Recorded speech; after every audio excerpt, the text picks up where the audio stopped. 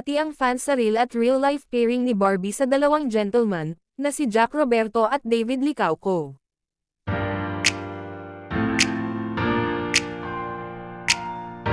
Kasalukuyang pinag-uusapan ang trio ni na David Licauco, Barbie Forteza at Jack Roberto dahil hati ang fans sa real at real-life pairing ni Barbie sa dalawang gentleman.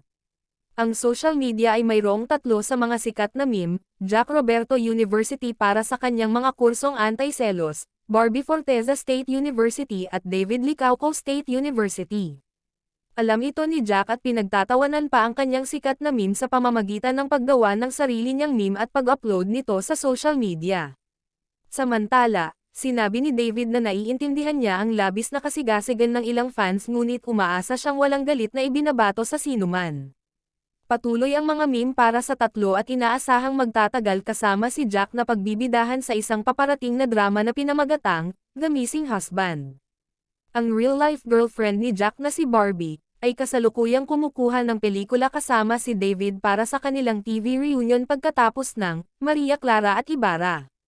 Ginagampanan nila ang mga papel ni Monique at Carding sa TV remake ng 1971 ni Sharon Cuneta at Robin Padillas Terror na, Maging Sino Ka Man.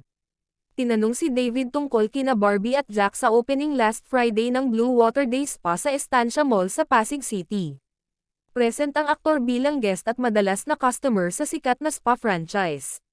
Tinanong siya kung nasabi na ba niya kay Jack ang mga eksenang kukunan nila ni Barbie para sa show. Hindi ko natanong si Jack kasi I feel like maintindihan naman niya yung situation. And knowing him, he's smart enough na maintindihan and taga-showbiz din siya, so, I don't think it's going to be a problem, say ni David. Tinanong din siya kung napag-usapan na ba nila ni Barbie ang sigaw ng ilang fans na ituloy nila ni Barbie ang isang relasyon.